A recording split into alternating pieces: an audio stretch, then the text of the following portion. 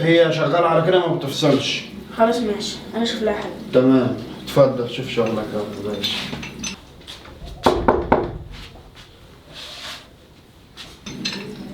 ايوه ايوه ايوه ايوه ايوه. ايه يا احمد كل دوت؟ معلش يا حد ولا ياسمين، ايه؟ اتفضلي اتفضلي ادخلي. ما نلاقيش حد يا ياسمين. ايه ده؟ ياسمين مرات اخويا؟ هو ايه اللي جابها هنا؟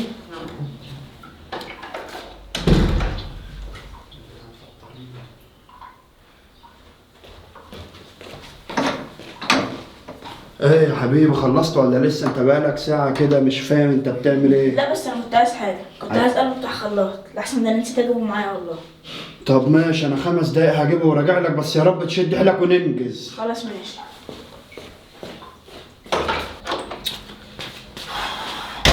يا ريتني ما كلمته يجي يصلح سباكة ولا زفت، وده كان وقته يعني. لما اشوفها هي بتعمل ايه هنا. هو بيعدي ويسيبني ويمشي ولا راح فين ده؟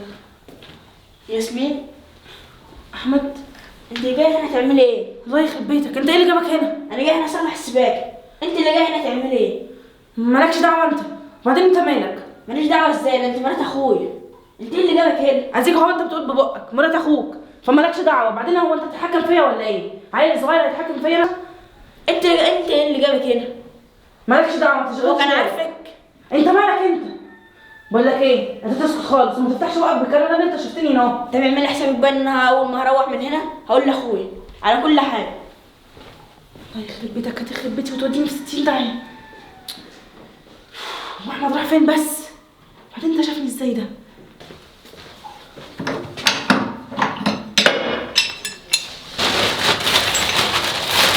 نزلت كده تاخد غنى.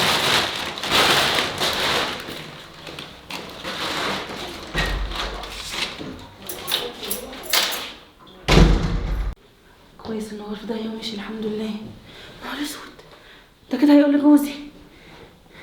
طب ايه العمل دلوقتي؟ لا انا لازم امشي من هنا، ولو قال له اي كلمه انا هكدبه، وانا عارفه ان هو اكيد هيصدقني. ايه ده هو الباب واصلك ليه؟ احمد انت رحت فين يا احمد؟ ايه يا ياسمين، في رايحة فين؟ ماشي يا احمد، اتاخرت جدا. يا ياسمين احنا لسه قعدنا مع بعض، احنا ما لحقناش. لا يا احمد معلش، مرة تانية انا لازم امشي دلوقتي حالا. مرة تانية؟ فعلا عندها حق، انا اللي غبي، كان لازم يعني اروح اجيب حاجات للواد واسيبها لوحدها، ولا هو كان لازم وقت الواد ده اصلا؟ انت يا ابني يا سباك انت ولا بتعمل ايه؟ ده ايه ده؟ الواد راح فين؟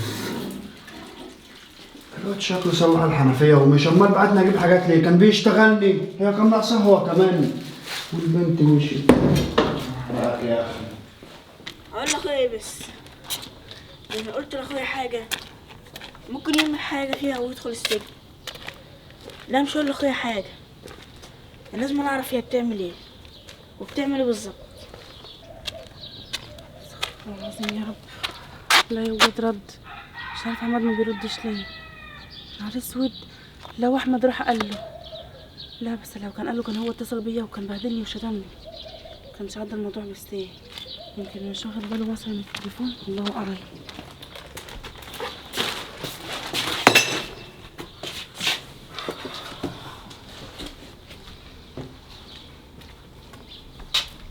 ايه يا احمد، بقول لك ايه يا احمد، انت ما ينفعش تقول لعماد جوزي اي حاجه، لو فتحت بقك باي كلمه سهل اللي هيحصل لك. طب ممكن تفهميني ايه بالظبط؟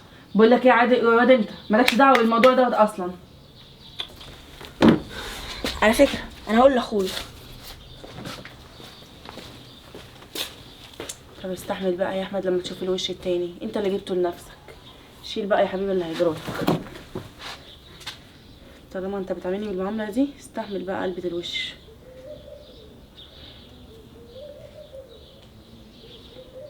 الو، بقول لك ايه يا عماد، انا عايزاك تيجي دلوقتي حالا، موضوع ضروري، ما ينفعش في التليفون يا عماد، بقول لك عايزاك تيجي لي دلوقتي حالا. طبعا خلاص انا داخل عليك اهو. بسرعه، سلام. قول له بقى، شوف بقى هو اللي هيعمل فيك ايه. ماشي. بقول لك ايه يا احمد، عايزه ايه؟ خلي في بالك، انا حاولت انبه عليك كذا مره ان انت ما تجيبلوش سيره وانا هعمل لك اللي انت عايزه. ياسمين. اوعى ايدك اوعى ايدك، كده عندك دم يا اخي، ده انا مرات اخوك. في ايه؟ في ايه؟ انت مش شايف بعينيك يا عماد؟ ايه اللي حصل انا يعني؟ بجد زهقت، انا ما بقتش استحمل اكتر من كده. اللي بيحصل ده كتير قوي. بقول لك ايه يا عماد، لو كنت عايزني انت لازم تاخد لي بيت بره، انا وهو ما ينفعش في بيت واحد. انا عملت لك ايه؟ عملت ايه؟ كل حاجه اطلع يصدني ويقعد يتلزق فيا، اخش الاوضه دي اخش الاوضه دي، او اطلع ادخل الحمام يخش ورايا الحمام. انت هتصدقها؟ ده انت شفت بعينك. بتحلف بالله يا اخي؟ انا اخلاقي ما تسمحليش يا عماد ان انا اقعد انا وهو في بيت واحد. لو كنت عايزني يا ابن الناس قعدني في بيت تاني. كدابه والله، والله ما تصدقها، لا انت يا كدابه. احمد انت اللي تعمل كده في مرات اخوك؟ عمال تقولي عيل صغير وما يفهمش حاجه. ده ليه أول كده؟ والله كدابه، والله انت كدابه. متربي على كده؟ ولا انت ما ينفعش تقعد هنا في البيت، يلا بره بره كدابه انت. بره. بقول لك بره. استحي بقى، انت اللي جبته لنفسك وانت اللي خليتني اعمل معاك كده. بقول لك اطلع بره. طب انا وراك ما بس تحسش فين يا وشك كده اخويا؟ تاني. انا وراك بس فين؟ ولا اوعى تقول لاخويا تاني، يلا ما تشيلش وشك.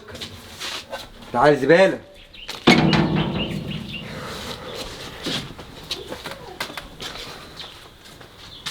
سامحني يا عماد والله العظيم، بس انا ما قدرتش استحمل اكتر من كده، ولا اسكت ولا اخبي جوايا، يعني ولا مبادئي ولا اخلاقي تستحمل ان انا اعمل حاجه زي كده. كويس يا ياسمين اللي انت قلت لي. بس انا برضو يعني حاسه بتأنيب الضمير عشان ده اخوك وان انت طردته. لا ما ينفعش يعمل كده تاني يا ياسمين. انت كويس اللي انت قلت لي.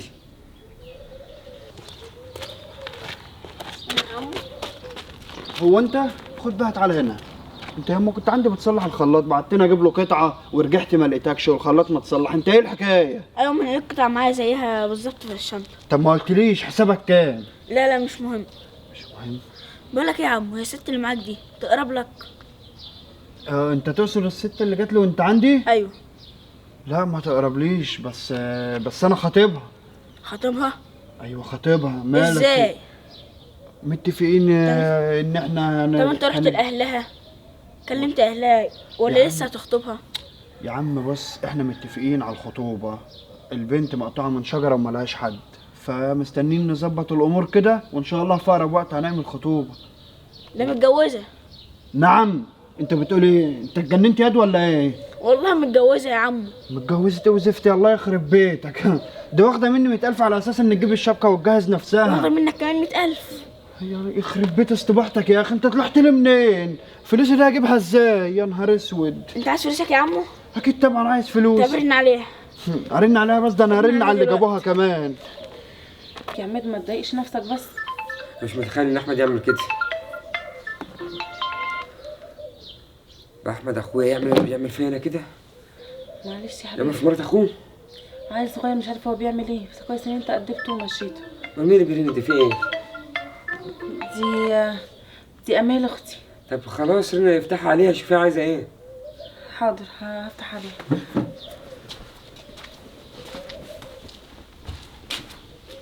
الو، في ايه يا احمد؟ عايز ايه؟ عايز تشوفني؟ لا لا مش هينفع يا احمد خالص، لا. لا ده لازم، عشان خاطر معايا هديه عايز اديها لك. بجد والله جايب لي هديه؟ اه ماشي، هستناكي ما تتاخريش بقى. قول لي بقى يا عم، انت عرفتها ازاي؟ عن طريق النت.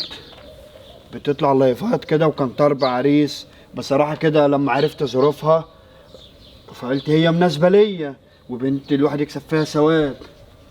طب يلا يلا بسرعه يا عم على بيتك. يلا تعالى.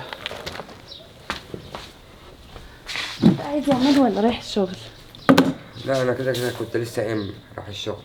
طب ماشي، انا كنت هعدي على امال شويه كده اقعد معاها. اختك؟ اه. طب ما تيجي اخدك في سكتي؟ لا ما انا كنت عايزه اعمل شويه المواعين اللي جوه في المطبخ. هتأخر يعني شويه؟ اه خلاص فروح انا همشي انت. انا بقى. ربنا عاوزة يعينك، حاجة؟ خلي بالك من نفسك، عايز سلامتك.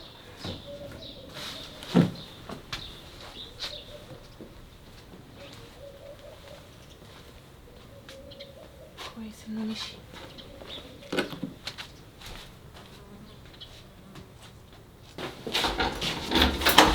خليك بقى انت هنا زي ما انت قلت. خلاص ماشي.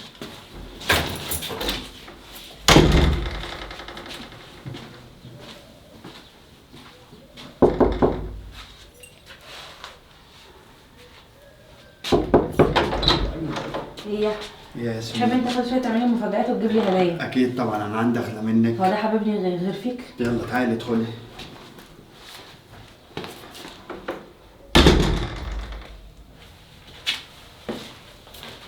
انا كده بقى عرفت انا هعمل ايه. يا عمال يا اخويا. برضه يا احمد؟ لا انت اخويا ولا انا اعرفك بسبب اللي انت عملته ده. انا بقى جاي لك بسبب الموضوع اللي انا عملته ده، اللي انا اصلا ما عملتش حاجه. انا كنت جاي لك بخصوص مراتك يعني. انت لسه هتجيب سيره مراتك تانية على لسانك؟ انت اصلا عايله ايه الادب؟ مش عايز اشوف وشك هنا تاني، يلا ولا في اي حته تانية. يلا مع السلامه، ولا عايز اعرفك. طب اسمعني بس للاخر. بقول لك غور من هنا، مش عايز اسمعك. يلا.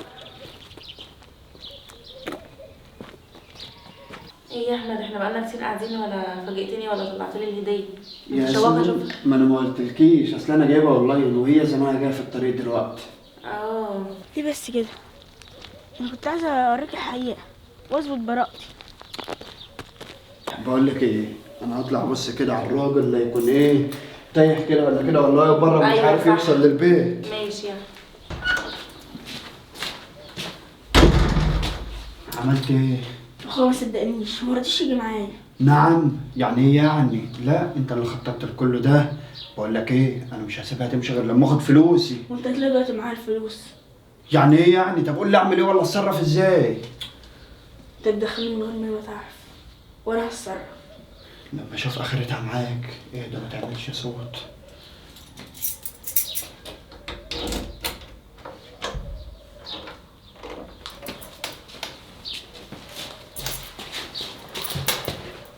جيت؟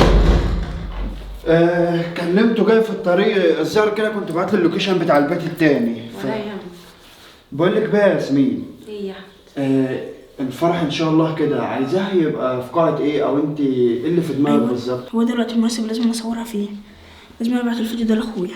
يا احمد قسما بالله انا الفرحه مش سايعاني، اكيد انا متجوز. بس بقول لك ايه، انا فكرت فيها ولقيت ان الاحسن بدل ما تحجز لي قاعه وتجيب لي الفستان والحاجه دي كلها، انت تديني الفلوس وانا اتصرف بمزاجي. وانا اجيب بقى الحاجه اللي احتاجها وهوفر لك برضه، ما تقلقش. اديك الفلوس بس تديني فلوس في ايديا. واضح يا ياسمين ان انت بتحب الفلوس قوي. ايوه طبعا، وبعدين يا احمد حتى لو وفرت حاجه ما هتنفعنا في المستقبل ليا وليك. قولي لي يا ياسمين، ايه يا احمد؟ انت ال100,000 اللي خدتيهم جبت الشبكة والحاجات اللي كنا متفقين عليها؟ ايوه طبعا، ايوه، ما انا هعمل بيهم ايه؟ اكيد طبعا جبت الشبكه. طب بقول لك بقى، عشان عايز طبعا احس ان انا عريس وافرح، يبقى هاتيها عشان خاطر البسها لك بايديا. خلاص ماشي يا احمد، المره اللي جايه وانا جايه لك هجيب لك معايا الشبكه. انا كده صورت. لازم ابعت لعماد اخويا على الواتس الفيديو واللوكيشن كمان. احمد اخويا بعت لي رساله على الواتس. فيديو؟ ايه ده؟ ياسمين مراتي؟ وكمان هيتجوزوا؟ كلبة يا خاينة. واحمد اخويا كان عنده حق. الو. ايه يا احمد، معلش حقك عليا، انت عندك حق، بس بالله عليك ابعت لي اللوكيشن عشان اروح للكلبة دي بسرعة يا احمد، بسرعة.